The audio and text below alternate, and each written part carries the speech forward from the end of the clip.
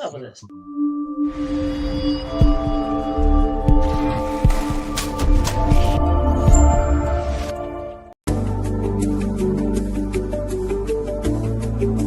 And away we go. It's Thursday.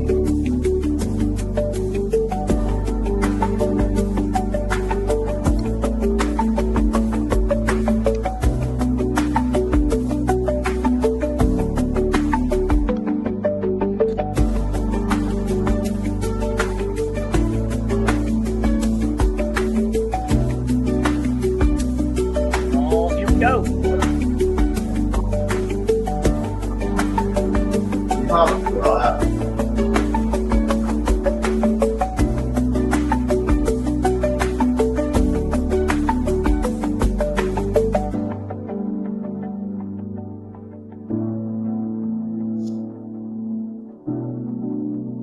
Oh, 5, 4, 3, 2, 1, 0. And we have liftoff. What is going on? Happy Thursday, everybody. 2026. Let's see, we're 15 days into 2026. And I don't know about you guys, but it has been absolutely cold this week here in North Carolina. The week before it was like 76, 79. I don't understand what's going on, but that's about It's right. only going to get colder this weekend, Bobby. Dude, did you hear they're talking about a little bit of snow maybe for us? They're talking about a decent amount of snow. You need to know, stop see- saying that S word. And look here in the South, man, when we get snow, dude, it's different. It's different than all the rest of the country. Everything shuts down. Everybody runs out and gets bread and milk. All bread and milk. Oh, God, I'm glad you said something. I need to go get some milk before I need to go get some having milk for the cereal. Yeah. Better get some toilet paper. Go get your Nope. shot. No, they don't grab the toilet paper. Yeah, Dude, no, we kid you not. Yeah, The bread and milk are gone. You could go. In our town alone, we have what? We have a Walmart, 3 Food Lions, and what else we have? We got a couple other different places. But dude, it's every last one of them empty of bread and milk. Yeah, they run out and they get all the bread and milk they could possibly find. And yeah, man. So it's kind of If you wonder what they're gonna do with it, eat bread and milk sandwiches. Yeah, just think about the things that you can do, the unlimited things that you can do with bread. You know what I mean? You can toast it. You can eat it the way it is. You can do buttered sausages. You can always do buttered sausages. Absolutely. Buttered sausage. Where from? Yeah, buttered sausage. We can always do buttered sausage with that. You know, always butter sausage that stuff. But yeah, man, I tell you, get a little bit of snow, so it'll be pretty good. But guys, happy Thursday! Glad you made it.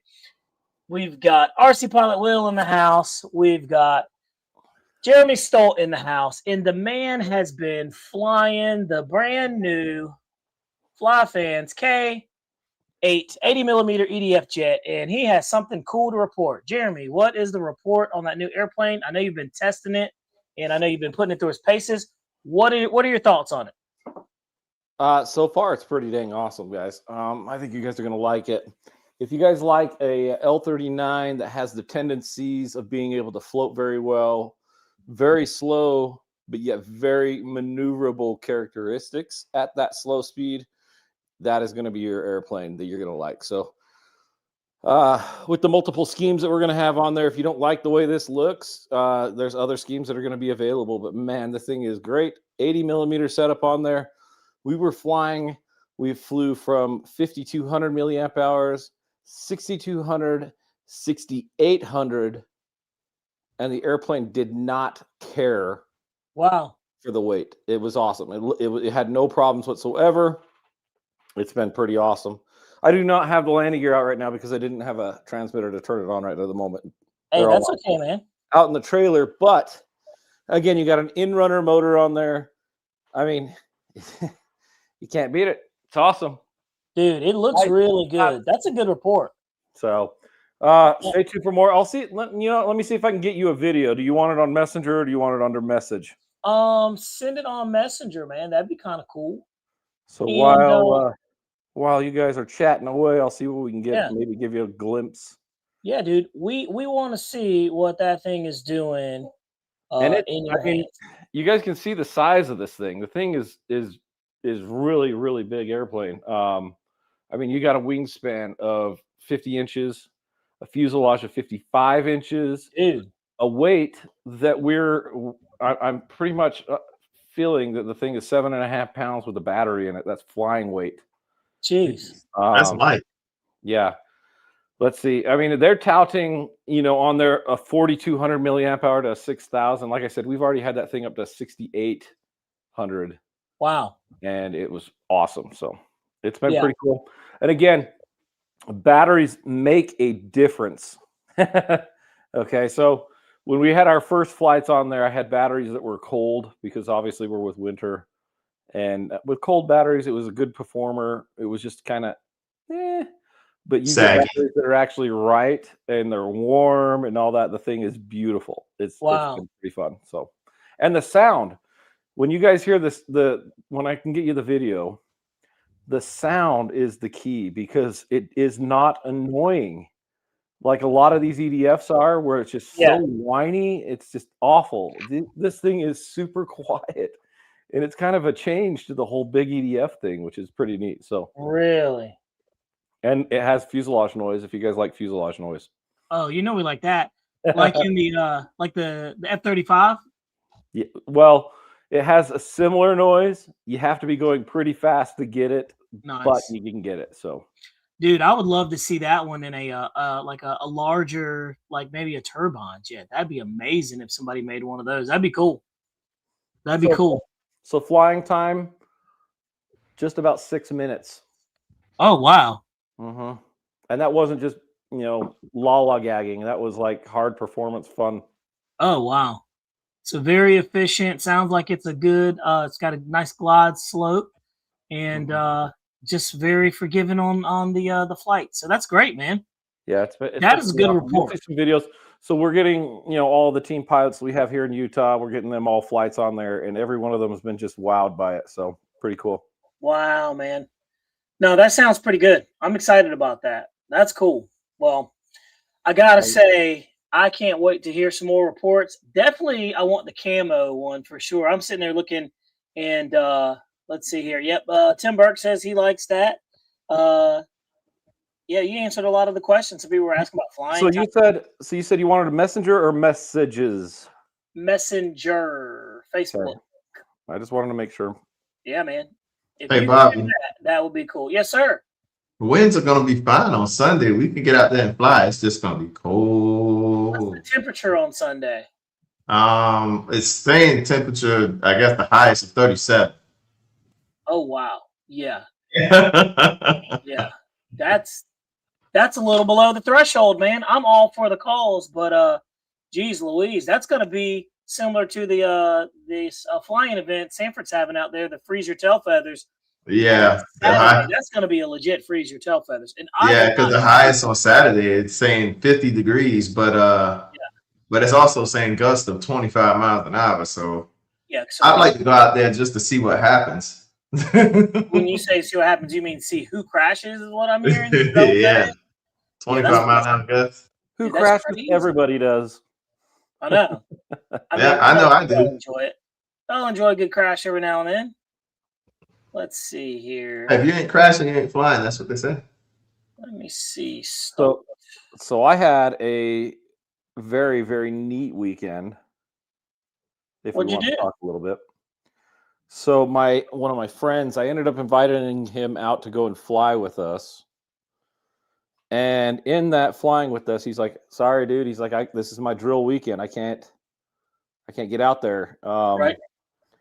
And so I was like, "All right, whatever, man." I said, "Just if you're bored, bring the Black Hawk out. Come hang out with us."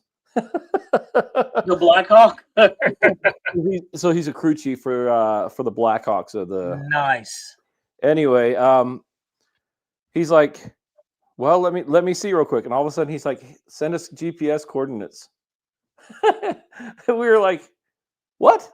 Are you serious?" Yeah, they came out and they flew their Black Hawk around us. How cool is that? So that was pretty cool. So that was Saturday. That was pretty awesome on that. So we got, it was pretty neat. So he's He's all hanging out. Dude, Out that's of the block, awesome, man. Now So that that's is pretty cool, right? Well, that Sunday, I go out to the field, and one of our buddies out there at the field, he owns a chopper, which is pretty cool. And he has it out there at the field. And he's doing some rotor balancing things, which is pretty cool. And we start looking at his charts and all that because he's got some type of a reader, you know, like a NGS or something like that. Right?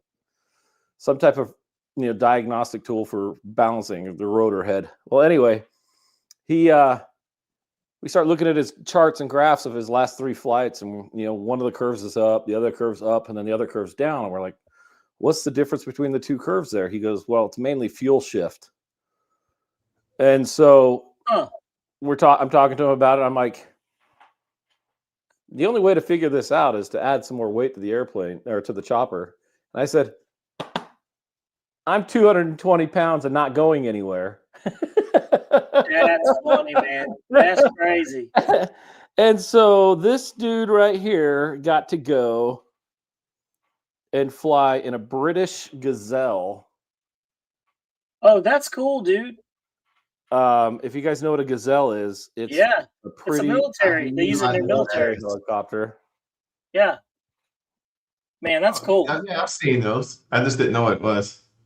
And so got to do we did some flybys of the field and all that kind of stuff, but it was pretty dang cool. So it was really a very unique weekend where it was a helicopter weekend, and we usually don't get helicopter weekends at our club.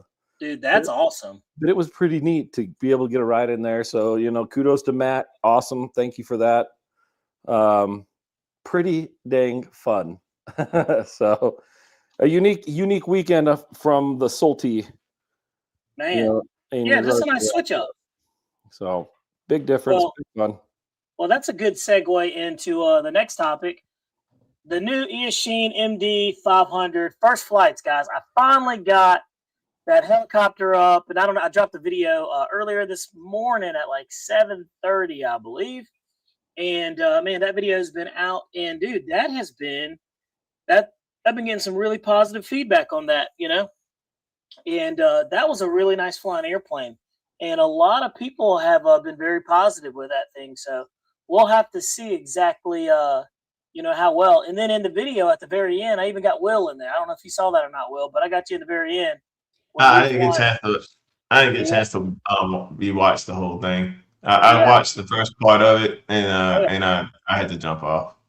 Yeah, but got that one out there, so that was pretty good. And I gotta say, that MD 500 is a very nice flying helicopter. It's fun. I gotta say, the helicopters are cool because it's just more manageable. It's something different. And now this one is a very scale one, so you can't do but so much. Literally, you're going to do circles and stuff. But I got really comfortable with it. Was able to take off the manual mode, and was really getting around with it. So I think somebody converted the speed too. Chris at our field said it was like 13 miles an hour, 14 miles an hour, or something. But that I was cooking around at. So really nice flying airplane. And so guys, if y'all saw that, let me know. I do have that video up on the channel, so make sure you check out that. Give it a thumbs up. Put your thoughts in there, and the thing was scooting around pretty good. Let's see. Tim Burke 7624 says, "Who won the bet on Bobby's crash in the copter?" Well, I forgot about that. Yeah. So I did crash the copter, but Will tell you it was not my fault. No, it wasn't. It wasn't him. It wasn't. I had no choice but to watch it. I was recording it. Yeah. The darn thing just decided to fall out the sky. Yeah. Out of nowhere. Yeah. And so I don't know exactly what happened with that, but I'm going to show you guys the video so you guys can see exactly what happened. And I even got the crash on there, so you can kind of see what it is. But I'll play this video real quick, and you guys can take a look at it and give your thoughts on it and see what you think. All right, let's go here and let's kick this bad boy up so you guys can see it. We got a lot of cool topics that we're going to talk about tonight too, guys. So stay tuned because we got a lot of good stuff. All right, sharing the screen. Okay, let's kick off this video. Here we go. Boom.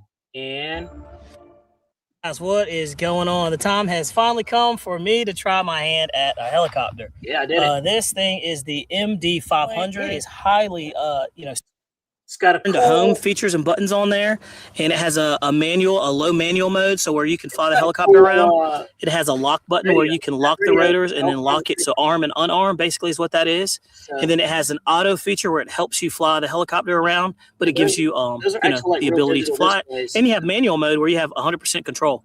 And all right, let's take it up. Let's talk. And look, we've got orientation, huh? We've got Steve in the back over there, so if something goes wrong. You ready? Here we go. Let's go. All right, here we go. We're gonna take it off. Just close up. It'll pick up okay. If you wanted to, or you can do it yourself. Pretty cool. That was in GPS mode. It's very stable. Well, you got it up in the air. That's for sure. It's up. All right. I wasn't sure how this was gonna go.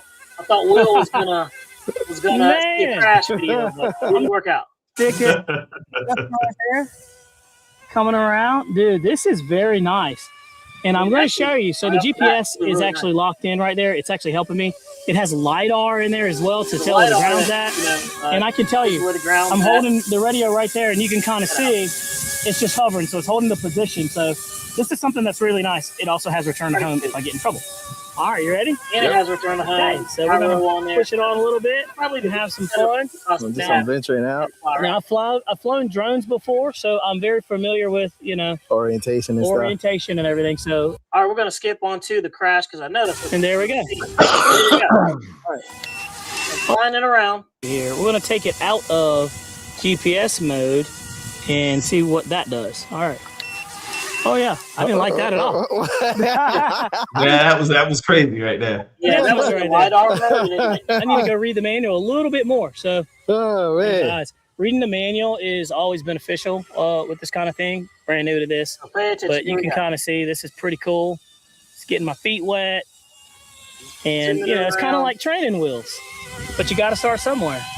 And so getting it around, flying it around is not a problem. Doing some maneuvers there, flying it, yanking the stick a little bit there. Yeah, getting it up there, and then. But it's neat. The battery came out. Yeah, exactly. Look at it. You see it right there. You see it right here, dude. Dislocated. Yep. Battery came out right there, and I was like, "Wow!" I didn't know that until like yesterday. So let's take a look. But it's neat. Auto rotate or something? Something happened. I don't know. Flying it, yanking the stick a little bit there. That definitely wasn't auto rotate. Getting it up there. But it's neat. Auto rotate or something? Something happened. I don't know. Something happened. That's crazy. Yes, something definitely happened. So that's cool that you can actually see it. I've never seen this before, so we're seeing this in real time together. It's neat. Auto rotate or something? Something happened. I don't know. I don't know what happened. Well, let's go take a look. Fun with That's funny. All right, first helicopter crash, guys, and this is it. I haven't even touched it, so I'm not really sure what happened with that or why it went crazy. But this is actually it. I haven't touched it or anything, so let's just take a look at it. It did absolutely nothing to it popped out my battery, but there's no damage to it. I lost my rocket pods on there. But other than that, that's pretty much it. All right, that was literally what happened. Gusty, so we're going to put this GPS to test today. So the battery in there, let's see it was in there. And you ready there, Will? Yes, sir. To make sure. Hey, look, we had one good successful flight. Pick it up. One good successful crash. And I say we take it up again. You ready? Yep. Yes, sir. Yep. All right, here we go. That wind's crucial. And I noticed the battery was a little loose, but it didn't snap in the way I probably wanted it to snap in. And away we go. It flies again, guys, so you can't say, oh, this thing isn't strong. It's fighting that wind, too. Yeah. And that's with the GPS. So we're going to fly it around. So we're going to yaw. We're going to put the tail to us. And you can see this wind right here is stout. It's probably like a 6 mile an hour, 7 mile an hour wind. But the GPS is holding. So we'll yaw left. And then right, and then forward. All right, we're going to skip on down to the how much cooler return to home needs to get, but that's pretty neat. So we tried the figure 8. So let's see. Check that out. Right there. Yeah, there it is. I hit the return to home. So we're gonna do return to home. Here Watch we go. this. Pretty cool. All Yeah, right. this is cool. So I'm gonna put Yeah, the radio it's down. neat when This is probably a bad everything idea. works the way I'm gonna it's put it supposed down. to, you know what I mean? We're all about testing and being honest on this channel, so we're gonna see. All right. Yeah, I see the helicopter. Oh, the is battery there. doesn't pop Yep. out while So it's trying to let's come check home. Very nice. It only did it that one time. That After is that, cool. Is that not Yeah, yeah. That is cool. Banggood.com, guys. And the MD500. controls right there, Yeah, guys. right there. isn't that crazy? And there you have Crazy. it. And it shuts down. And it shuts down. I'm like, honestly, Will, I'm super impressed with this thing. Like, honestly, Yeah, that's cool. pretty cool, man. that is pretty dang cool, man. I thought that was awesome, man. So that was a very cool experience for me. So yeah, man, very happy with how that worked out. So we got 44 people in the room. Don't forget to give us a thumbs up while we're in here talking. And let's jump into the con. Let's see what we got here. I bet it flies good. 700s are always smooth unless it's a blade. That's funny. Let's see, P51 fan. Let's see, he's talking to Bill. Let's see. So Wigglefinger says, yep, the blade version is starter level and will grow out quick once you're past that safe mode. Yeah, I went completely out of the safe mode. I had a good time with that one. So helis are definitely pretty cool. You know, they are definitely cool. So I really enjoyed that. So there we have it, guys. And so that was my intro into helicopters. So will I go back into it? Probably not. My love is Nah. That wasn't too bad, but that thing has Nah, a man. lot of controls to get you there, which is fine, I guess, for learning, right? Of course, man. It's no different than having safe or having like AS3X for your airplanes. It's just Yeah, this is my thing. Helis just Yeah. make me nervous. Yeah. I know last week we were talking about a couple of things.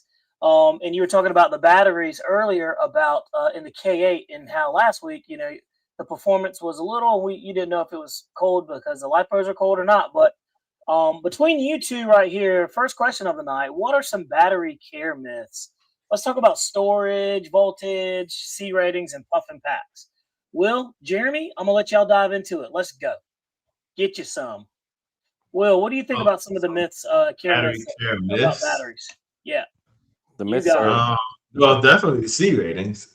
Yeah, C ratings is something you don't even want to go by because nobody gives us the correct C rating, probably except for SMC, and Yeah. I mean they're probably even still off too. So I mean, you really, it's just something you really can't trust. It's a marketing thing, but other than that, I mean, puff batteries don't necessarily mean it's bad. You know, I've puffed some batteries before, and Bobby's puffed some, and we throw them on a storage charge, pick them back up, and take them back out the next week, and they fly just fine. And to add on to what Will's saying too, a lot of these high performance lipos that we have, they will puff because they're dumping a whole bunch of energy. So, you know, just because you have a battery puff doesn't necessarily mean it's a bad battery or it's cheap or it's horrible. That doesn't mean that. And you know, as batteries get older, they typically will puff. You know, they're dumping a lot of energy over and over and over. So those cells aren't going to stay, perfectly perfectly squared unless you're not pushing it very hard. So think of it this way, you know, you get angry, you get puffy too. Then, you know, Right. 2 minutes later, later, you're back to normal. that's a leave my great way to puffiness explain out of this. It's not because of being angry. Yeah, exactly. It's because of the good food and Taco Because Bell, of, McDonald's, and all that because good. of this. Little Caesars, my God. There we go. That'll definitely puff you up. It'll also make you happy. So. But one thing that you want to do, Bill Wagner kind of hit it too, is like with all lipos, the better you treat them and you try to keep their, within the voltage norms, the longer they'll last. They won't puff, that kind of thing. SMCs, if you treat them like, horrible, they will puff up on you. So, SMC will degrade on you quick if you treat it bad. absolutely. It'll degrade on you quick. I can attest to that. Yeah. I've ran through some money on SMCs by mistreating them. Yeah. But if you treat them good, they'll stick around. Yep. And they'll And last you when you say treat them good, you mean keeping them under the voltage Yeah, keeping them in that voltage range that's supposed to stay. Yeah. Mhm. Absolutely. Well, Jeremy, what do you think about that, man? You know, battery care is absolutely very important. Big things are, let's see, I've heard things of not charging when they're hot, not charging when they're warm, don't keep them when they're cold, don't take them less than 20%. Yeah. Don't I've done all overcharge them. Don't go more than 1C if you want them to have longevity. But the biggest thing that I can push advice on is just because it's an expensive battery doesn't mean it's a good battery. That's right. That's right. My recommendation is find batteries that are within the range you want to pay, that if it were to have a problem, you're not going to end up going and weeping and crying about it. Yeah. We've been finding a lot of batteries that work great. But there's a lot of people that are like, oh, those aren't great, or this. Well, you know, everything's going to work however you want it to work. You know, if it doesn't work great for you, then great. That doesn't work for you. It doesn't mean it's not working great for somebody else.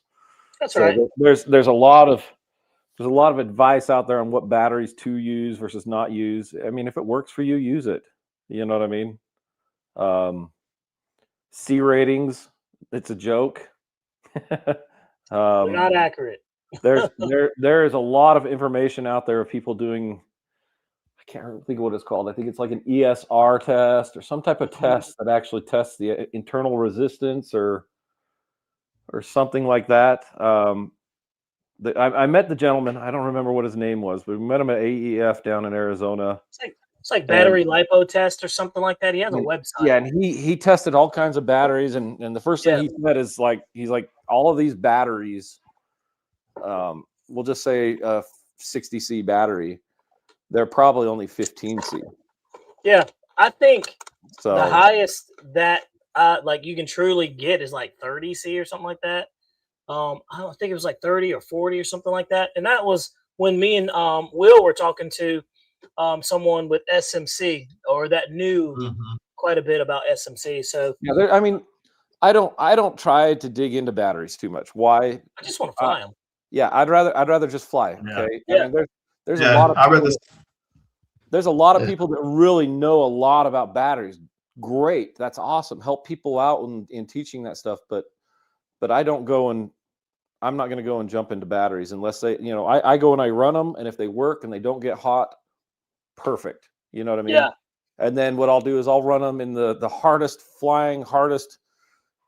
amp loaded airplanes I've ever used. You know, like you got the SU 27, I think it was, from E-Flight, right? Yeah. Or FMS. Man, those things, those eat batteries They eat them big time, right? They run through them. So if you can put it in that airplane and you can end up rocking the heck out of that thing, and it comes down mild, lukewarm, you've got a good battery. Yeah. You know what I mean? HRBs have been great for me. Man, I like the HRBs. Golly, I mean, I got them everywhere. The heavy duty HRBs laying around in the have been great. I mean, you know, they've been great. I've used so many brands. You know, I've used Hyperion. I mean, this is going back. Hyperion. I mean, I've used Venom. We've used the E-Flight G1, G2s. I've used CNHL white black packs. Oh yeah. CHNLs have HRB, ZB, Turnigy's like crazy. The HDs. I mean, I've used so many batteries, and the thing is if they work for you, they work. Go and enjoy. Go spend time flying, guys. Life's short. You know. Yeah, for sure. Well, now, I will tell you a battery that can take an abuse is, and Bobby just had one up, those Turnigy heavy duties. Oh, dude, they're beast, man. Man, I've beaten one of those things up so bad in my F-22. I got that thing up to like almost 6 minutes of flight, just beating the mess out of that battery. And threw it on the charger and took it back out, and it flew like nothing never happened. Absolutely. Like that battery has been down to like near death. Joko And it Johnny, I still like the red flies label today. HRBs. I like the red label HRBs too. The graphene Yowus have been great too. So, and you know what? The secret of all this is, guys, is most of these lipos, they're most of the lipos are made in a handful of like factories. I think there's like what 3, 4, 5 factories or something like that. I think it's like 6 or so, but Yeah. the biggest thing is that they're in China, and I think there's some in Japan. I don't know offhand. Like this, HRBs are the Toyota of batteries. I agree. I've got HRBs. I've been around for like 2 years. I think this one's been. So I've been using a new battery. 2022. I think I showed you last time. I don't have it in here, but I've been pretty excited about these batteries. They've been doing pretty good, and they are Race Pow. And they are a smaller battery that packs a pretty dang good punch. So pretty awesome on there. So When you say smaller battery, do you mean smaller in size or? Okay. All right. So we are getting 6,200 milliamp hour packs, and they are very similar to the size of a 5,000 CNHL. Okay. The 60 CNHLs. And you're having pretty good results out of those? We ran a whole bunch of those batteries all of this last year between the RC Air Shenanigans guys, myself. We've ran them into everything. Wow. And when you got a battery that doesn't come down hot, yeah, and it stays its shape, you got a winner right there. Absolutely. But again, I'm not touting and I'm not pushing that battery brand. What I'm trying to tell you is, if you can find a battery that works for you and they work great, boom, use them. You know what I mean? So here's what we're saying, guys. Here's what we're saying. If you find a good battery and you fly it, enjoy it, fly it. You know, if you have good success and it works for you, it works for you. You know what I mean? That's all we're saying. But we're also letting you know, like, hey, there's some sleeper brands out there too that are like the Race Pow that he's saying. So don't go out there throwing a high voltage pack in your Cessna and being disappointed because the Cessna is only going to fly by so fast. That's right. That's right. And it's also going to let smoke out. That's right. Yeah. We call that the magic smoke. Yeah, you gotta have the magic smoke for real. But speaking of magic smoke, E-Flite released, guess what?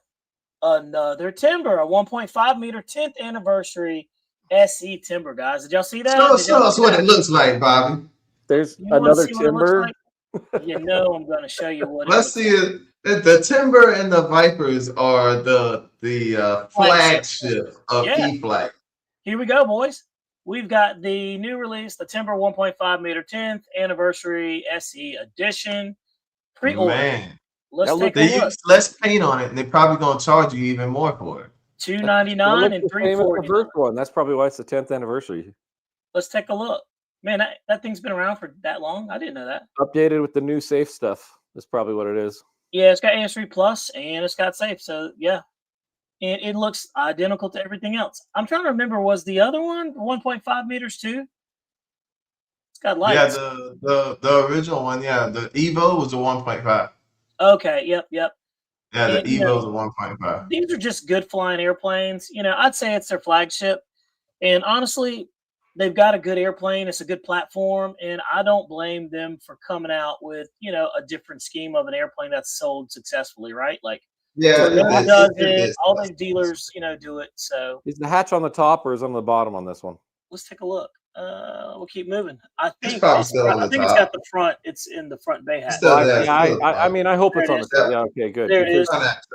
Because when it was on the bottom there, that was. Oh yeah. Well. Hold on a second here, Bobby. Y'all hold on a second. It's a 2-prop. That's a 2-blade prop. Yeah. The other ones had 3-blade. The Evo had 3-blade. Yeah. So this sucker's probably got some. I think it's got some scoop. Yeah, I know the Evo had 3. I thought the other ones had 2 blades too. Yeah, I thought they all had 2, except for the ones that was like the Super Sport one or whatever. The SWS. Definitely. Well, the one when it looked like it had a turboprop on the sides. You know what I mean? Yeah, the Woody. Yeah. Well, there's the 61 wood one, inches. but yeah, I The can. wood one, I think it did have a 3 blade. So what's the difference in this one then? I wonder. It's Let's see. it's got to be the receiver type setup in there It because says the it features the same short nose look, trim scheme as original. However, it now includes all modern conveniences such as features, technologies found in current timber models, including top-notch hatch, stronger landing gear mounts, and heavy-duty springs, plus many more that make it even better. All right, well, let's talk about what makes it better. I'm just curious. it's the AS3X Plus. That's Yeah. pretty much that's what, and then probably it's probably got a VN ESC probably, right? I'm Yeah, pretty sure the maybe. AS3X Plus is in everything that they have now that's a binding fly. Yeah, so that is So kind of that's not standard. really a big plus. You know? Let's see. Okay, so it says a more convenient top hatch. Well, the other ones have that with larger battery compartment to fit anywhere from a 3S 2200 to a 4S 5000. Okay, Dang. yeah, that's big. All right, That's a and big, it's got big 7 thing. amp ESC receiver. You get laser. tired of flying that thing. I definitely would. Not if you fly turbine. 5,000, you get tired of flying that. It's got 6 more reliable and Same durable metal thing. geared servos for precise control, stronger reinforced mounts for shock absorbing. It just looks like it's basically a more robust airplane that, just small changes there. Stiffened the wing for improved aileron authority for rolls and handling. Lightweight yet durable composite EPO. Functional slotted flaps. They had that before. Bolt-on 2-piece wing with composite joiner. Fast and easy assembly. No glue required. Okay. All right. I mean, There you have everything that's coming into the whole thing, Yeah. everything's doing great. They're doing a good job. It's Very, updated. very cool. It's going to be a more stable airplane than it used to be. That's the pros and the cons. You know what I mean? Let's see here. It's almost a pound lighter. There you go. So there's a lot of changes in there. That was one of the things, when they come out and they use the same airplane, it's nice to see that when they make these small changes, they're just making it better. You had the V2, V3. So there's small things that you can do that actually are pretty impactful. So good for them for being able to kick that one out. That's good. Pulley 929, he says there is a file with the full aircraft setup built into the RX. When you power it up, click yes. snap. All I of got them are something now else like we that can are show. coming out. I'll be right back. The binding flies, and it just downloads straight to your radio, which is nice. So let's take a look here. It's a special edition, and it's got reverse thrust. That's true. So, Bentley says this one is supposed to perform and be lighter than the others. That's good, which makes sense. If it's lighter, then you can put a larger pack in there. You get more flight time. Boom, boom, boom. It's a win. So there we have it. Let's see here. And all right. So we're going to move right along. All right. Next question. Will. Yeah. Let's talk about this. Next question is simulator training versus real flying time, real stick time. We've got 50 people in the room too, guys. Don't forget to give a thumbs up on that one. Jeremy, what do you think about that? Simulator flying versus simulator training and real flying. What do you think? It's a great start, but nothing is the same as flying in real life. Absolutely. Let's elaborate on that. Will, what do you think is different about flying in real life versus on the simulator? Well, starters, you can hit the space bar on the simulator and start over. True. You can't do that when you're actually at the field. Once you crash, that crash has happened, and there's no redo. But the thing I gotta say that I don't like about the simulator versus really flying, and I had to figure out how to get out of that, was because I used to do the simulator as well. The simulator, you're sitting right here in front of this computer, and you're just like this. You're just staring straight at that screen, and that screen is panning for you to look at the model. Unless you got, you're doing like, Oculus, and you're doing like, what is it called, VR, then yeah, you can pan your head around and look and see everything. But when you're actually flying, you got to actually pan and follow and actually be ahead of the aircraft that you're flying versus on the simulator, you're not ahead of the aircraft. Right. You know how, you know what I mean? Like you're you're flying an EDF, you got to be ahead of it. You know? You have to be ahead of it. You have depth perception. Things like the wind, you're actually feeling the actual physical wind affecting the airplane. You've got to learn how to deal with crosswind. So Aero Builder Drew, he's right. Simulators are good for hand-eye coordination. However, you know, there is no stress factor either. And those are the things that can stress you out too. Just those things like the wind knocking your airplane around. So yeah, I would say the simulator is definitely excellent for getting you familiar with the controls, comfortable with it up there. And then when you go out to the field, you're out there flying, you actually get to feel the real effects, you know, what a crosswind is, crabbing and slipping, you know. You can use that simulator to help build muscle memory. So you know gear is here, AS3X is here, my flaps is here, you know, air brakes is here. That's because, you know, that's how my muscle memory is built. It's like I started off with the simulator and not all my basic stuff is where it needs to be at. And then I went from, you know, using that and then I applied it to the real world. So I'm not like, oh gosh, where's this? Oh gosh, where's that? And I'm looking down, looking up, looking down, looking up, trying to figure out where's my stuff going, where's my stuff at on the transmitter. And you know, I already got, once I built that muscle memory, now I can just fly the plane. Okay, I need to trim it to the right. Beep, beep, beep, trim it down. Beep, beep, beep, you know, good to go. But yeah, that's pretty good. I'm looking in the comments. Dan Zimmerman says the simulator doesn't model the air very well.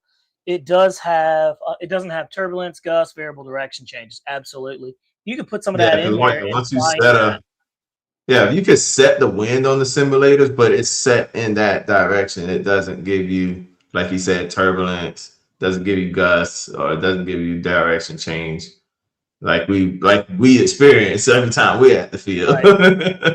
Let's see. Gaga Bohurst 3304 says simulators are good when you can't actually get out to the field and get some real stick time in to prevent your hands from getting all spider webbed up. Absolutely right. It's a good way to keep your hands fresh and your skills up. You're right. So that is a very good point. There were times where I couldn't get out to the field. I would play the simulator and keep those skills because look, flying is a perishable thing. You know, it's like riding a bike. You can get rusty on it. You know, you remember how to ride the bike, but it's different when you get on there, haven't been on there for a while. So very, very true. Don Henry says, I fly my sim to practice landings. That's all I do. Now, Don Henry, let me ask you, does it really help you when you're at the field? I mean, I'm sure it does. So there's sims are definitely helpful any way you look at them. Yeah, Sim is essential for flying helis. I would agree. They're also very good at teaching you 3D. I'll tell you this, I could agree with Don Henry when it comes to certain things that you're wanting to learn. Like I had to learn how to do rudder turns, and I didn't learn how to do rudder turns in real life. I learned it on the sims. And so I would take different models and just fly it and just throw rudder and see how that model, you know, how the simulator makes the model react. You know, because, you know, if you just throw rudder, you know, your plane's going to want to roll over. It's going to want to snap roll. It's going to want to go over. So you can't just rudder alone and think you're going to make a turn. It's going to do something crazy one way or the other. You got to add aileron, elevator to make the turn smooth. So that's why I learned how to do my rudder turns and do my flat turns and stuff at. And then I started applying it to the field. And now I can use a rudder turn whenever I want a rudder turn without using a mix. Yeah. So you can use that because I'm scared to use the mix. Like I don't know how to mix it.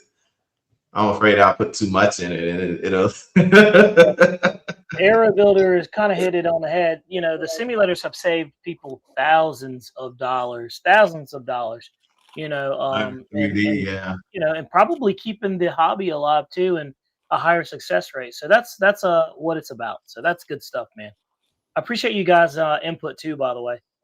And if we look at the other screen, we can see Jeremy over there is building something that looks like a hurricane to me. This sure is. Man, what do you oh want? How man. do you build a hurricane, German? What's that? How do you build a hurricane? All I you need is a assemble it, little bit of wind, a little weirdo. bit of tropical, instability in the atmosphere, throw in a little thunderstorm, get things spinning. You know, You're just trying to twist the words. yeah, yeah. I know what he was doing. I knew what that guy was doing. So Jeremy's over It's there up to no building good over here. the Hurricane. Is that shenanigans. for Fly fans? We'll say that again. Who makes that model?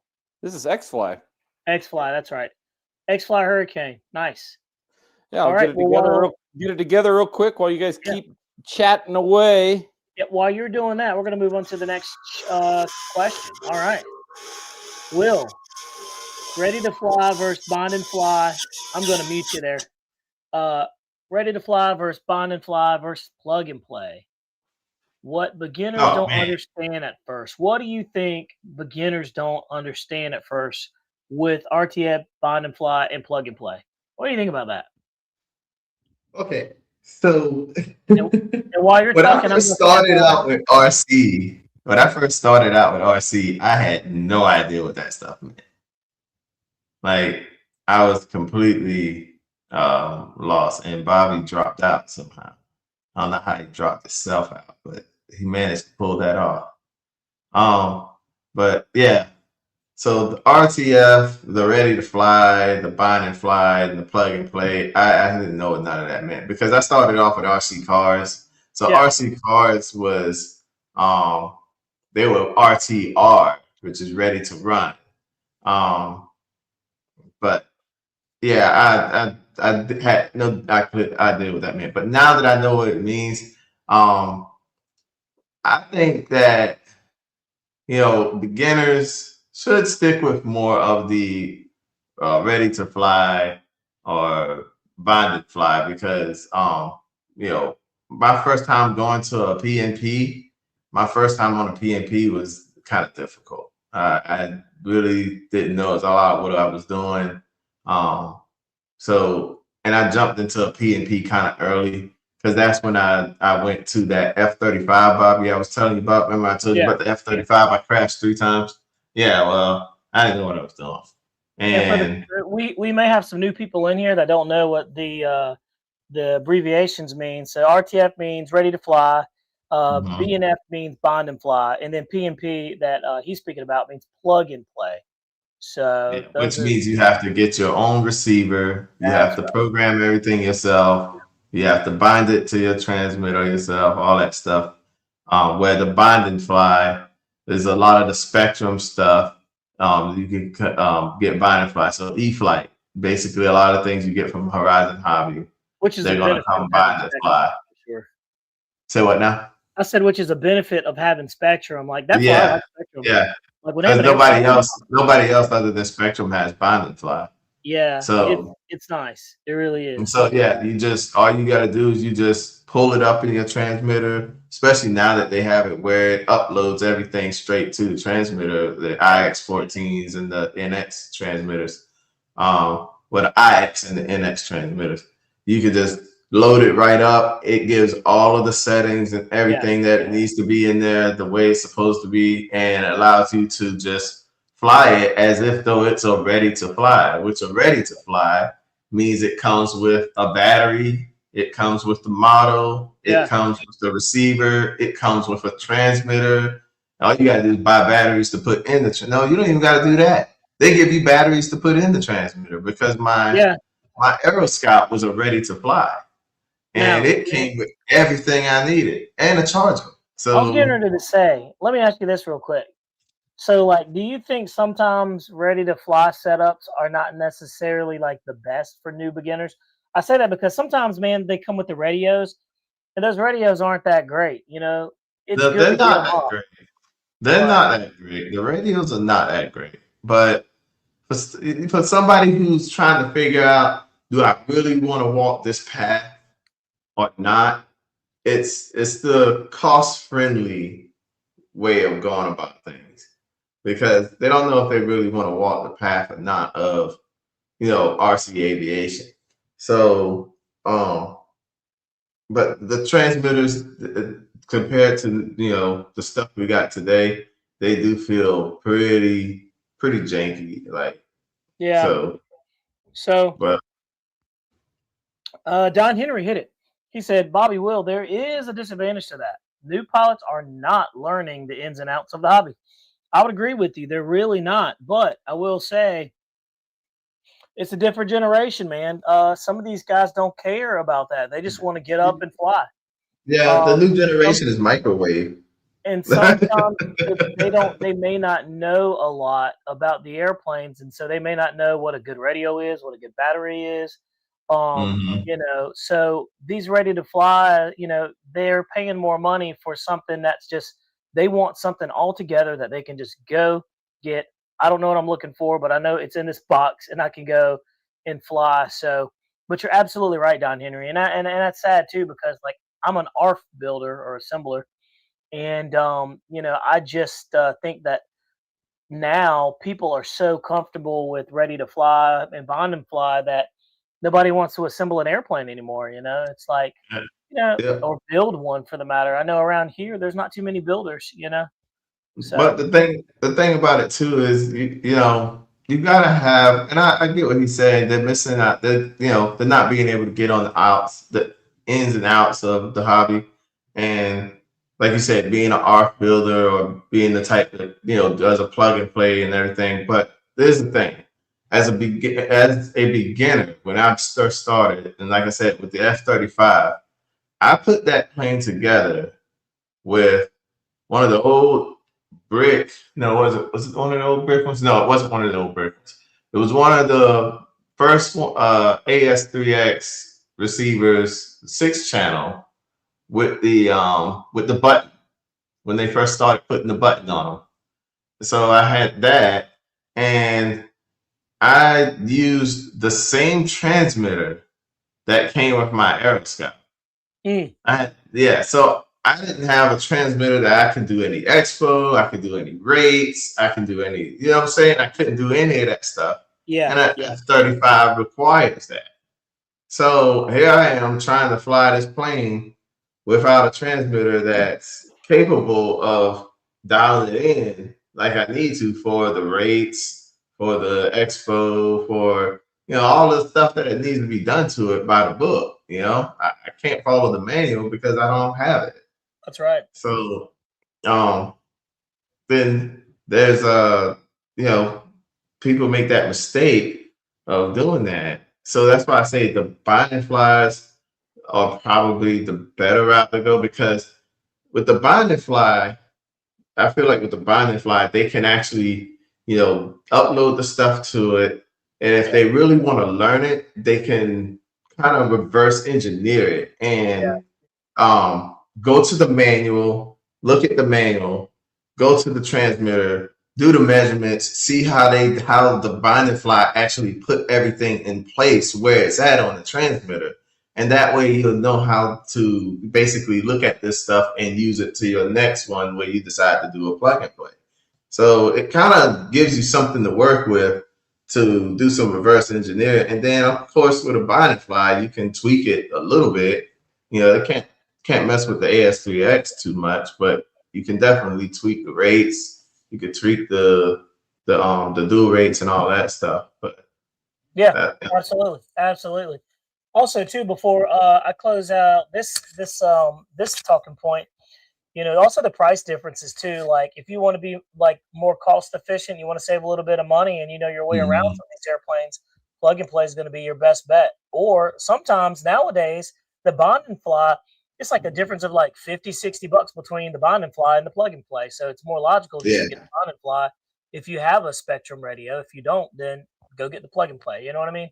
So, that's also, guys, if it's the same model, has come up with ways for you to save money and stuff like that. So yeah, for sure. All right, let's move on. So Jeremy, you've got the Hawker Air Hurricane all up together. What's up, man? Let's talk about it. Pretty easy.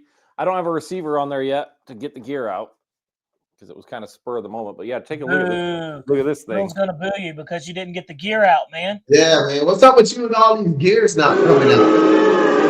Yeah. Yeah. Yeah, we're Man, going let's throw with beer. tomatoes at him. Yeah, let's go. I Talk will go about buttered get sausage, where it comes from, something what to it do that. does. Why is it doing what it's doing? Get it out of my face. Yeah, he's Yeah, saying buttered sausage. Oh yeah. Hey, Will, I think we got him to go get it, man. Yeah, I think we did. We got him to go get it. Heck yeah. Hey, Hey, he's going to get it, guys. We did it. we did it. It was group effort. Yay. We're trying to break him of like not bringing, not showing us all the goods on these things, man. Yeah. You can't bring us an airplane and not show us the That shows retracts and all the everything you good, like. man. We want to see it all. But dude, that was a good conversation. Nobody's ever really broken down like the ready to fly, bond and fly, plug and play, like to the Yeah. detail that I just heard. So that was pretty good. Well, it's pretty good. Kind of threw you on the spot right there. You know what I mean? You did pretty good there. I share my experiences. Yeah, absolutely. Let's see. I'm gonna jump into the comments right there. Let's see. Guy says, I started flying back in 1990 when all there was is a kit that you had to build. You got box of sticks, blueprints, and maybe a manual. You had to build it. Yeah, absolutely, man.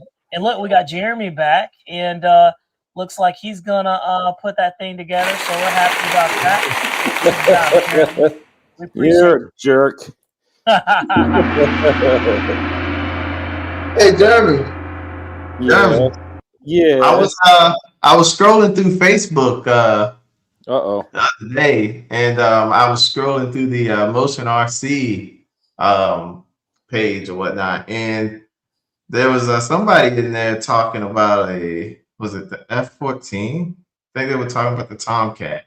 Yeah, they were talking about the Tomcat, and I was reading through the comments, and I was like, okay, let's see what all they're talking about. And they were talking about the upgrades and stuff. And somebody was saying, they were saying something about trying to get something to work a certain way and whatnot. Anyway, long story short, at the end of the thread, there was someone that commented on there, and all they commented was Jeremy Stolt, and the name was highlighted in blue. So they were tagging you in. Hey, they were like, "Is this a for him?" All right, I get tagged in everything still. Oh, yeah. that's funny. Like, And they were like Jeremy Stolt. Yeah. Wow. Let's see. Let's. I take a don't look over know. here. I don't know if they don't want my name there or what, but It's is what there. it is. It's funny. Jeremy, I can't wait to see this hurricane, man. The Spitfire. We got the Spitfire video. I'm gonna drop that next week. Yeah, the spit looks good too. I have that also. Let me try and get this canopy back on now that we actually have the gear. Nice. I saw the lights, No. dude. I gotta say, guys, X-Fly, like the gear, the retracts on these X-Fly planes are just good. They're really, look at really this thing. nice. I'm super So, impressed. All right. We had the lights on there. I don't have a receiver going. I just did a servo checker, but yeah. Look at this thing. Dude. I like the two different colors under the bottom. Yeah, look Yeah. at that. Let's go there. Very That's cool. neat. I like that. That's pretty cool. Pretty neat. And I like that it's got a nice stance too. Yeah, so let's look at this landing gear real quick. Let's get a little close on there. All right. While you do that, I'm going to eat a piece of licorice. So just like the Spitfire landing gear, this actually got some pretty sturdy gear on there. So it's not cheap. Pretty Yeah, cool. it looks good. Split Is flat. that all Look at metal that. gear, or is that all metal retract, or is that those are plastic? It's got plastic down there, so it's got the same, as ever before. But Right. as far as the strut wise, I mean that's all. That's But all. yeah, it's definitely all aluminum strut. Yeah. Check out the split flaps. And Oh, that'd that's be neat. Pretty dang. Oh, awesome. nice. $269 on Banana Hobby's website, $269.99. Not Yeah. bad. Price is killer on this. It is. That's And crazy. and if this flies just like the Spitfire, the thing is going to be phenomenal. So I'm pretty excited about that. Yeah, nice looking bird, man. So And runs on 4S. yes, 4S awesomeness. So I can't wait to see that, dude. yeah, pretty good size too. I mean, 1200 millimeter, I think is what it was. Yeah, that is. Yeah, just a good looking bird. 6-channel. And sheet. and you saw that thing was assembled in what was that? 10 minutes. Yeah. Don Henry says, Bobby, these new guys will never know the pain. I bought a 1/8 scale CA and had to weld the gas tank together. You're right, man. Nobody will ever know like what it feels like to build an airplane. Heck, Speed knows what it feels like to build an airplane, put it together, be all Black Horse nervous. airplane. Yeah, you know too. Both of you, all you guys. Legend hobbies, right? That's Yeah. little bit of advice, right? It's nice to be able to just get out there and fly, but sometime if you are a beginner, you need to get an airplane that you got to put your servos in. You got to figure out what your ESC power you want in there, and you know, amperage and motors and all that stuff like that. Figure out how you're going to mount your landing gear. Learn how to CA balsa, you know, joints and stuff like that. If you learn that stuff, you're a hobbyist at that point. You're not just an RC flyer or an RC pilot, right? So it's highly recommended to get something to learn basic RC hobbyist in there. I learned on I think it was a Hangar 9 P40 Warhawk, I think is what it was. And it was a coated airplane. It was semi-built, but I had to put my servos in. I had to figure out my gas motor, all that stuff like that. And it flew like a hunk of crap. But I learned a lot from that. And when I had my first incident on there, I ended up modifying even more. I ended up adding split flaps into it. And I changed some of the wing stuff on there and how the gear mounted and made retract mounts. And eventually I started doing all kinds of things that I would have never thought I would do. Yeah. But I learned how to figure out the problem and how to resolve that. And in doing that, it's gotten me to where I'm at right now, to where I'm getting airplanes and I'm testing them and I'm figuring out any kind of problems that they have and figuring out what we need for a solution that makes it work. And so it would behoove you to do something like that if you are, you're fairly new and you've been into plug and play airplanes or bind and fly, get something that you have to actually take a little bit of time and think about. And you'll become a better RC hobbyist in the long run. Yeah, and when he says hobbyist, guys, he doesn't mean go and buy a plane that already has all the servos and everything in it and take them out and swap different types of servos and stuff in it. He means actually, figure out what you need to put in the thing, not just go and, recopy what somebody already did. Yeah, I think what's important too about this is like the takeaway is when you do this hobby and you learn everything that you could possibly learn about it, that makes you more self-sufficient for like when you have these mishaps. You end up saving more money because you know now how to fix an airplane. You know how to put a servo in if a servo, goes bad. You know how to fix the landing gear if you doink the landing and should I use CA or epoxy or should I use some other type of glue? Like you now know you made yourself sufficient and you can now fix your own things instead of throwing the airplane in the trash. I can't tell you how many foam airplanes I've glued back together. Will, you've glued back together. I've seen Jeff glue, airplanes back together. And like balsa planes, I'm not a builder by any means, but I know how to bend wood. I know how to, glue it back. I know how to sand it down, epoxy. I know how to, use filler. So these are things that you don't know unless you get into the airplane and you become, like Jeremy said, a true hobbyist and learn most of the facets so you can insulate yourself from all these crashes. And again, it's a hobby, so you want to learn it. So I always challenge people to try to always learn something about this hobby and keep it going. I wish I grew up and had somebody to show me how to, build an airplane, but it just wasn't it. From scratch? Yeah, from scratch. And now I just, to be honest, I don't have the time, nor do I have the patience to do it at this point. So I've been ruined by ARFs. But if ARFs are a wonderful segue into building airplanes, and understanding it, nothing is better and nothing hurts more.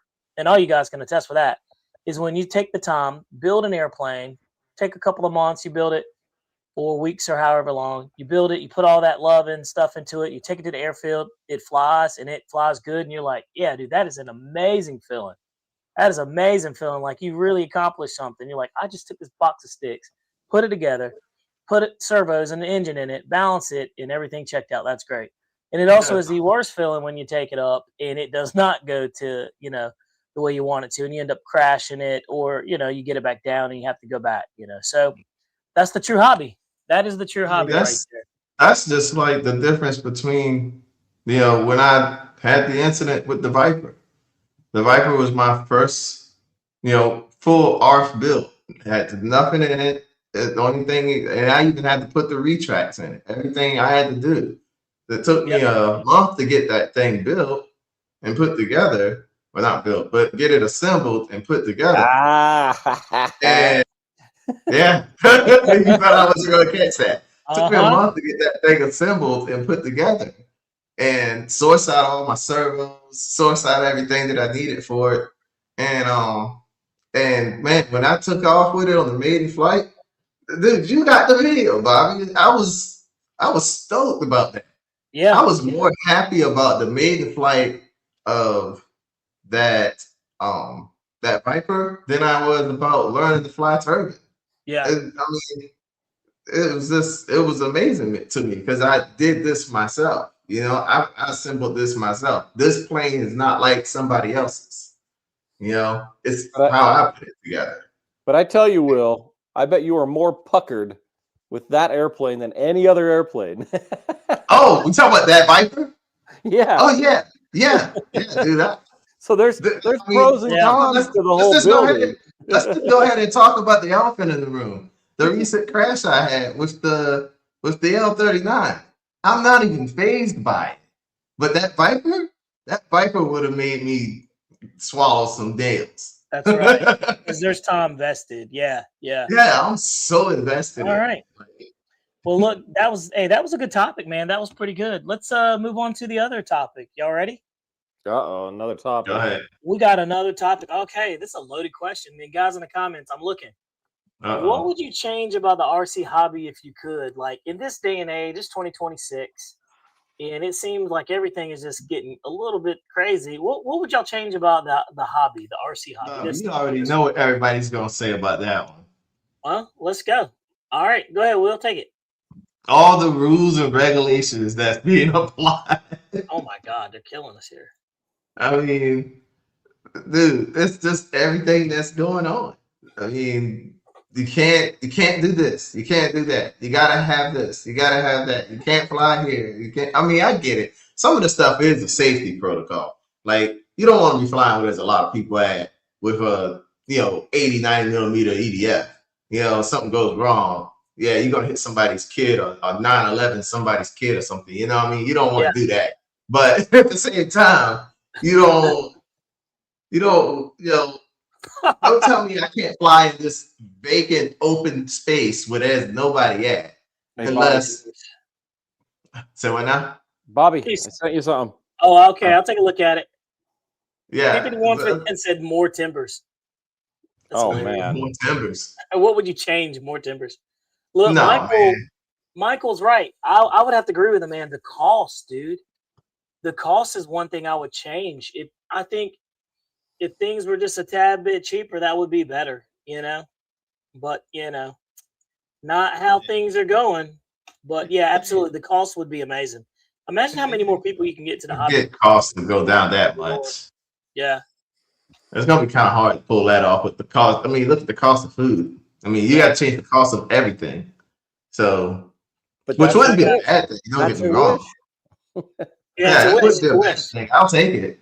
You bring down the cost of everything. I got Boohurst says get the federal government out of it. Yeah, Exactly. That's the thing is if we can get the EPA out of this stuff, I think that we could probably end up having some factories in the United States. But yeah, I agree. yeah, I mean, it would be hard to transition all that stuff into United States stuff because those guys over in China and any of these places that are making these things they're doing a great job. We enjoy it. Just the last 4 or 5 years of RC tech has just changed so much for the positive. It's crazy. I mean, solid Need for state speed batteries. That's gonna battery add tech. some weight. Solid state. Yeah. Yeah, that's gonna add some weight, buddy. Let's see here. I thought I saw something else too. Let's see here. Fewer Fewer Russians buying turbines. Yeah, right. Yeah. Let's see here. Using turbine power for good. How about that? Yeah, that's a good one. Yeah. Well, fair enough. Jeremy, what would you change about it? I don't know. There's a lot of things I'd change. Yeah, you can only pick one. I don't know. I'll take your one. There's I don't a know. lot. I'll take your I don't know, and I will. Let's see. I'm going to move on to. Let's move back to the new K8. Jeremy just sent me the video of that, like he was saying he was going to earlier. So let's go take a look at that. Let's see here. Sorry for the noise. The I microphone see you eating. sucked. We see Nope. you eating there, Nuh-uh. sir. All right, here we go. I'm going to share the screen. Jeremy just sent me. I haven't seen this video, so it's going to be pretty interesting. If I can find it. There we go. All right. So I'm going to share it, and here we go. Okay, this is the actual flight of the video, guys. This is the first video of this, so you guys are in for a treat. This hasn't been seen anywhere else. You ready? Let's go. Who's this guy in this big old jacket right here? Or who is this big guy in this little old jacket? There we go. All right, guys. Jeremy Soul here with Banana Hot. Wow, I was being nice, Jeremy. I was being nice too. All right, let's play. I'm gonna eat.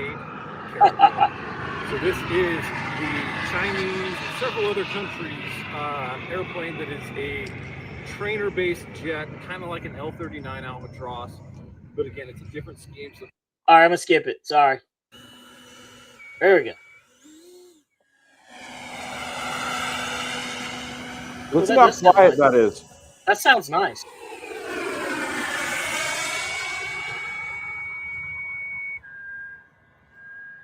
Wow. from northern Whistling. Utah, this is K8 with flight ready.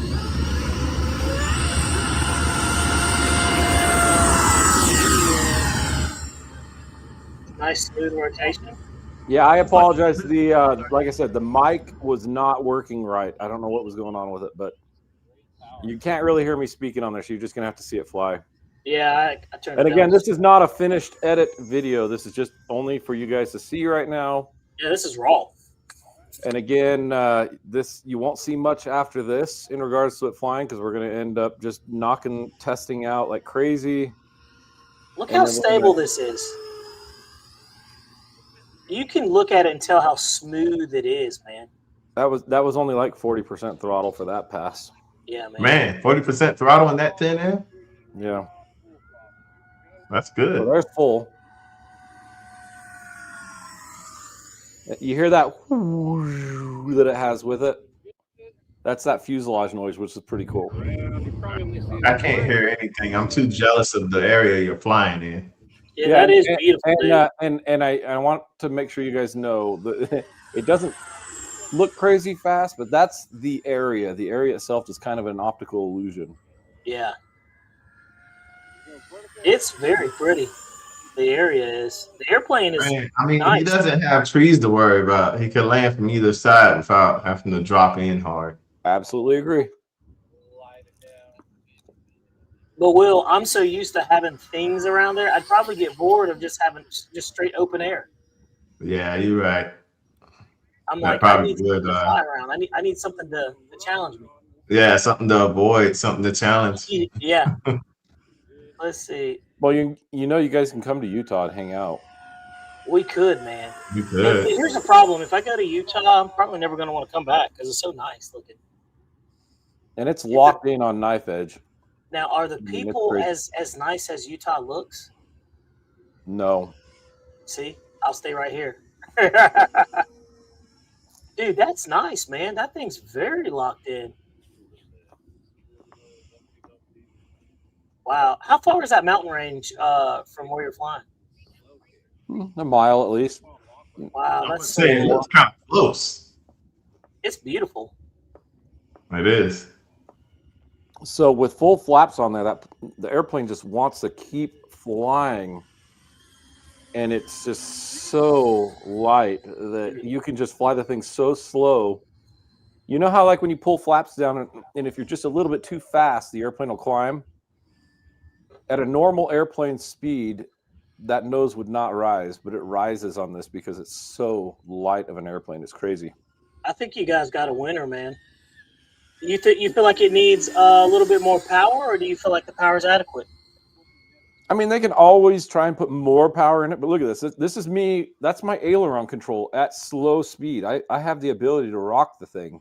Oh, so that wasn't stalling. No, that's me. No, that's Oh, it. wow. I thought it was stalling for a second. That was me shaking the wings to find out how it would react, and it loves it. It's the craziest feeling airplane. It's just, it doesn't drop. When it stalls, it falls nose first. It's very nice. That K8 that is considered like a trainer like jet for, I guess, in the full scale. Yep.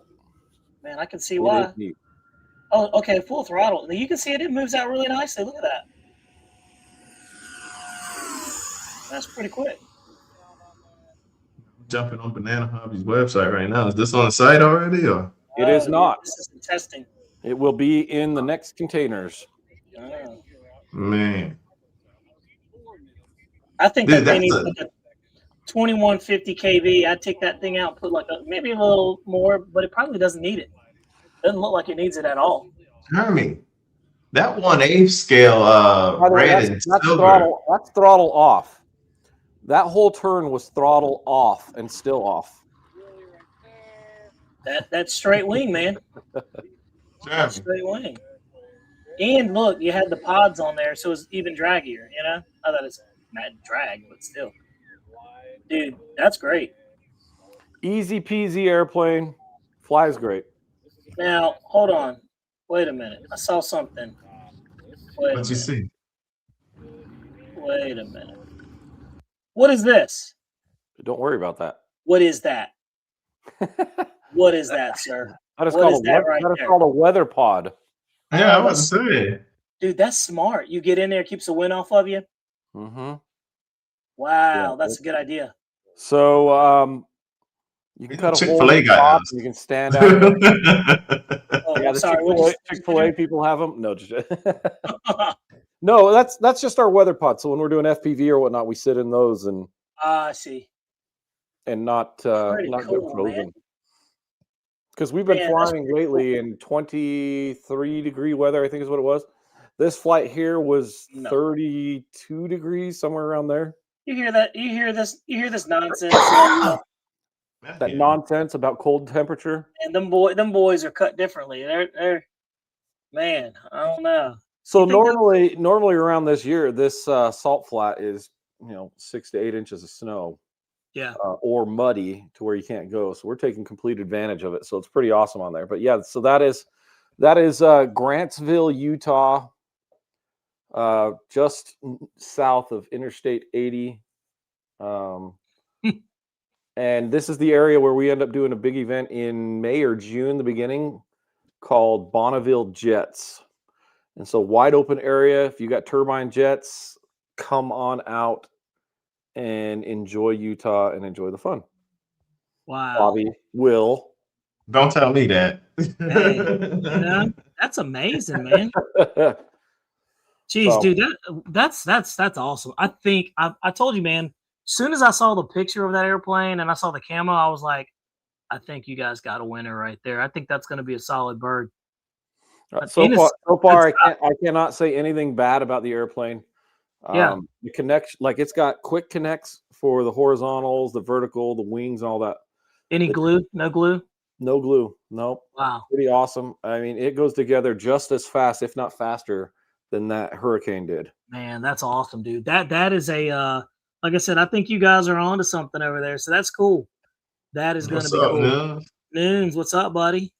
Man, But anyway, Let's see here. it's pretty awesome. But yeah, if you guys liked the smaller K8 and the maneuverability and the agility and all that stuff that airplane had, this thing is just bigger and lighter in the feel. It's amazing. So, and I'm venturing to say that people are going to put 8S in there and some are going to put turbines in there. But I just tell you, if you're going to knock this thing out of the park or make it go, plaid or ludicrous, whatever you want to call it, get video. I like that actually. I like that a lot. Guys, look, we have been rolling hard for an hour and 20 minutes, man. What happened to the hour window that we were supposed to do this for? We we keep going over because we keep having good conversation and good information's being passed. So we're going to try to close this thing out. But before we do, we're going to take one more question. Are you ready? Oh, snap. All right, here we go. This is a loaded one too. Will, you ready? Mm-hmm. What is the worst aviation movie ever? All right. It's got to be the There we one go. I'm in, or the one I'm involved in. You want to know something? I watched a little bit of that on Amazon. That was not a good movie. I was like, it was like, I am female, hear me roar. You know, I'm like, and me, I'm just like, you know, you're a female. Yeah, you can fly jets like anybody else can. I'm like, anybody can. You know what I mean? Like, yeah, you flew a jet. Good, congratulations. Like, I'm not surprised that females can fly planes. Are you? You know what I mean? It's 2026. No, I'm not at all. Yeah, that's why I was just like, I was watching it and I was like, so what makes this unique? Oh, it's because they're all girls. I was like, well, girls can pretty much do almost the same as everybody else can, you know? I wasn't impressed. But Will, what's the worst movie you That ever one seen? right there. Yes. Yeah, Called to Duty. Dude, I was sitting there watching it and I was like, I want to like it, but I can't like it. It's I was like, I tough. tried. Don Henry called you a sexist pig, Bobby. No, dude, that's not what that is. Not at all. Oh God. Look, Jeez. that's equal opportunity. I'm not impressed just because you can fly because you're a female. I'm like, well, of course you can. You're a human being. If you learn and you get trained on it, of course you could do it. You know what I mean? There's nothing you can't do. But it's Why would I because- think that but you it's could? because they're demo pilots that they're specific.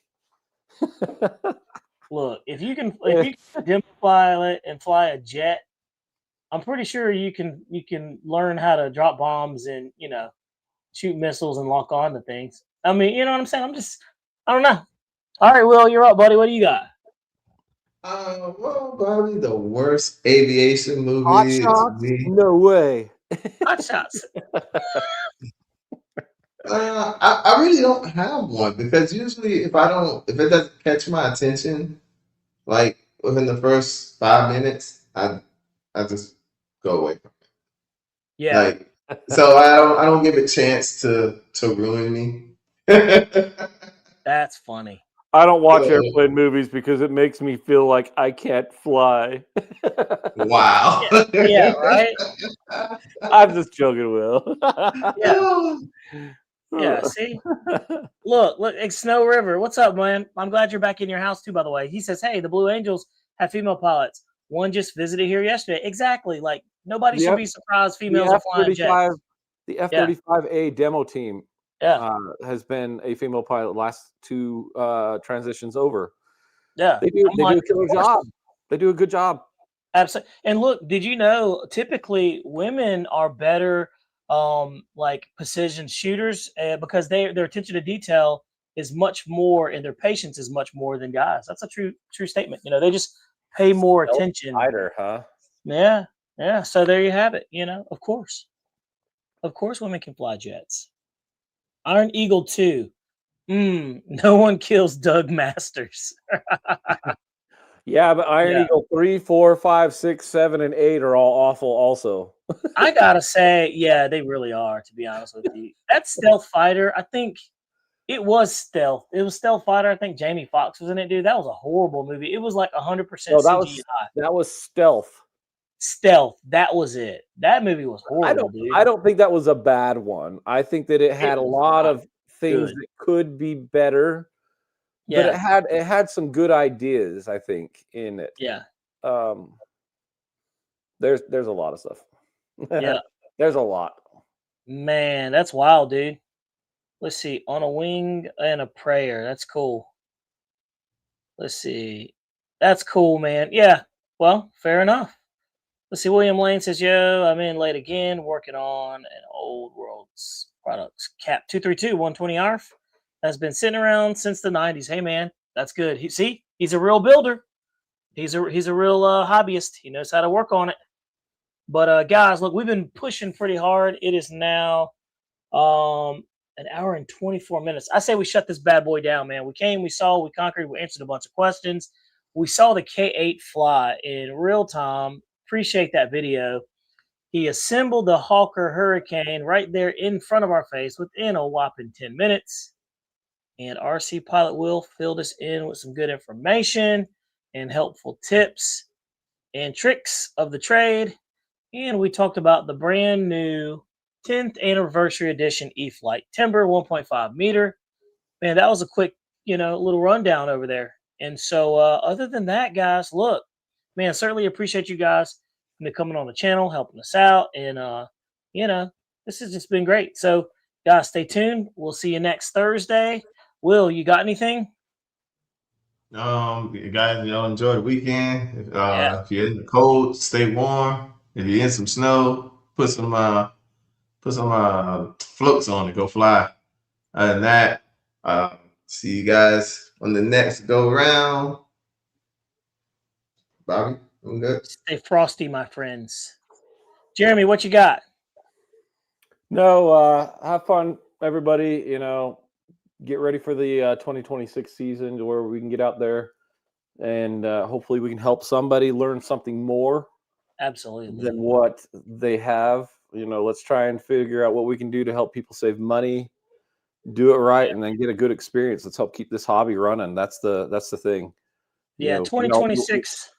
We've got a lot against us in Yeah. this hobby. So let's have fun.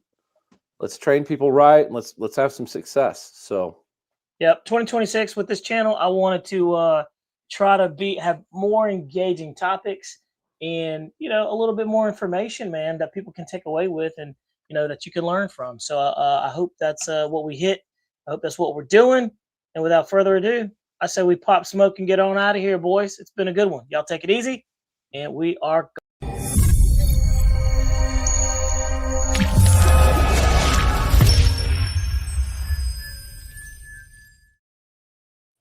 Dude, I want to